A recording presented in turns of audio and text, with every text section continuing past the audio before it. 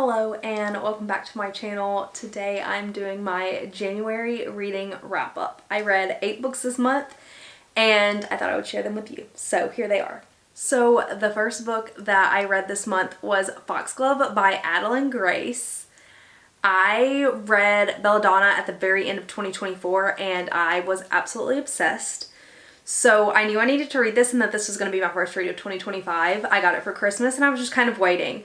Belladonna basically follows our main character, Cigna, who has a lot of death surrounding her. She goes to live with these family members who one of them is dying and she's being poisoned. And they're trying to figure out who is poisoning her. And Cigna has a lot of interactions with death. So that's kind of the first book. This book is a bridge between books 1 and 3 because the third book we get a character switch. So this felt a lot like a book bridging the gap between a change in characters. So it did give that a little bit. I did give it 4 stars because I did really enjoy it. I thought it was fun. I love seeing Cigna in death and I was glad that she was still the main character in this because I love her so much. So this was fun. We got a new character in this as well. And I did really enjoy it. I gave it 4 stars. Okay, then I read Olive's Villains by H.L. Herman and Amanda Foody. I am obsessed with this book. I loved this book so much. And I'm sorry, I'm trying not to move a ton because my camera and it's like focusing is just not doing great. I've already filmed this once and the focus would just not stay on. So I apologize for that. But I was obsessed with this book. It's giving magical Hunger Games. There's supposed to be one survivor. It follows our main characters who are all children of major houses in this area where they still have high magic, and every 25 years they compete, and the remaining child that like survives this trial, their family has high magic until the next blood moon occurs. So this starts right before the blood moon and goes into the beginning of like the trials, the competition, where they know they're gonna have to kill each other. They use curses and spells. There's relics and landmarks. And that really scratched an itch in my brain. I haven't felt the way that I felt reading this in a very long time, so I did give it 5 stars. Absolutely obsessed. I loved this book. And I haven't given 5 stars to a book in a while. Like I barely gave 5 stars out last year, but I don't know. Something about this book scratched an itch in my brain that I cannot describe, but it's giving Hunger Games with magic. And I love that. Then immediately following that, I obviously picked up the second book because it is a duology. All of Our Demise. I love these covers also. I think they're really pretty. So this is just the second book of the duology. It picks up right where the last book left off and it kind of wraps it all up for all of our characters. Some things happened that really hurt me at the end of this book, but I didn't give this 5 stars. I gave this one 4 stars. I just wanted a little bit more from the ending. I feel like it could have given a little bit more. Some of the relationships, like romance, how it ended was just not what I was hoping for. And it wasn't giving enough. Like some of them just didn't feel, they felt rushed. So I don't know. I wanted a little bit more out of this because I loved the first book so much. But I'll still say like I really enjoyed this duology. I definitely think you should pick it up. It was on my TBR for so long. Like I can't believe I put it off as long as I did before I actually decided to read this. Because it was fun. It was really fun. Next up, I picked up Apprentice to the Villain. This was like one of my I think Assistant to the Villain was like my last read of 2024. And this has also been on my TBR for a very long time, okay? I did not think that I was gonna like Assistant to the Villain. I loved it. It is romantic-y, and the villain trope, 10 out of 10. I actually really loved it. The banter, great. So it also leaves off on a major cliffhanger at the end of the first book. So I knew I was going to have to pick this up pretty soon. The beginning of 2025, I basically was just finishing the books series that I started at the end of 2024. Like these are all things I was finishing. And I know there's a third book coming out soon. I will be picking up immediately because I just need to know where this story goes. We're following our main character who just happens upon becoming the assistant to the villain in their land. And they start to have feelings for each other. She develops a crush, you could say. And I don't know.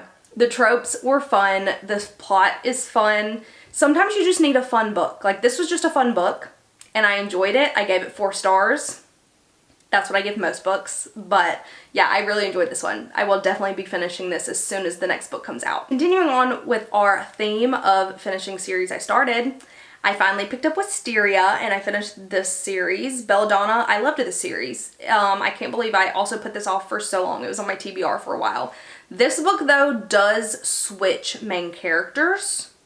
So we go from having Cigna as a main character to Blythe as a main character, and like her romance, her like love situation. I gave this book 4 stars. I did not like it as much as Belladonna, but I did still really enjoy it. I think the ending was really good. I really loved the ending of this book, but there were just parts of it where I wasn't fully convinced about their relationship, and I just felt like it felt rushed. Like it didn't, I almost like was confused when they started liking each other that much. But the ending had me hooked. So I did really enjoy the series, and Cigna and Death are in this as well. And I love them, so I was really glad to see them in this 3rd installment as well. But yeah, I enjoyed it, just not as much as Belladonna. I preferred having Cigna and Death as the main characters. Okay, then I, like everyone and their brother, read Onyx Storm. And I do have a spoilery reading vlog up on my channel, so if you finish the book and you want to see what my reaction was, it is my full reaction to this book. I cried a lot. I was stressed out a lot. Rebecca was really testing me, okay? I know that some people did not like this book, but haters are gonna hate, and I don't care. I loved it. Okay, I loved it. The ending I'm very stressed about. I have thoughts about it. I have feelings about it. And I stared at a wall for a while after I read this book. Like I literally was like, let me just stare at the wall. Because like, what did I just read? But everyone, I think, knows what Fourth Wing is about. Our main character enters the Rider's Quadrant, gets herself a little dragon, not 1 but 2. And there's a war going on. And that's really all you need to know. If you like dragons, you like romantasy, you like this book. I mean, mostly. Not everyone likes this book, I know that, but I think a lot of people do. And for good reason. It's fun. You know, sometimes reading is for funsies. Because the next book that I read in January was not really for funsies. But it's okay to read books just for fun. Last book that I read in January was Animal Farm by George Orwell. I am currently reading not all, but a lot of banned books for a video. It's a vlog that I already started, so you will see that soon. But this is the first one for that video, Animal Farm. I never read it in high school, so I decided to pick it up now. If you don't know, it is a satire in which a farm, the animals on the farm decide to rebel against their human and like have their own farm and kind of have their own government. But they slowly fall into like a piggy dictatorship. And as a history girly, I really enjoyed this. But also, it was very serious. It felt very serious. I was like, this is kind of concerning.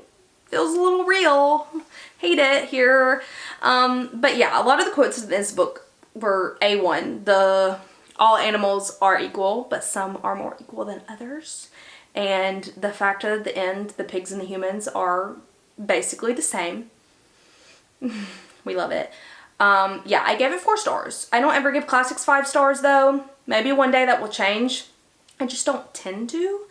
But I did enjoy it. I'm currently reading Fahrenheit 451 now. So that is the next book that I'm reading in my little Reading Banned Books series. So I think that will be good. My February TBR is full of banned books. So if you're interested in that, the reading vlog will be up. And then after that, I do not know what I'm going to read, honestly.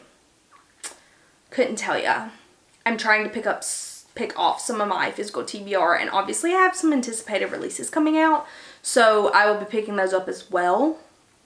But I will be doing my reading journal video soon, so in the next couple days you should see that. Tonight I'm going to be setting up my February spreads, and I did a much more artistic vibe than just stats this year, so I'm really excited to show you all my spreads for these books and share some more of that because I think they're more fun to look at than what I used to do.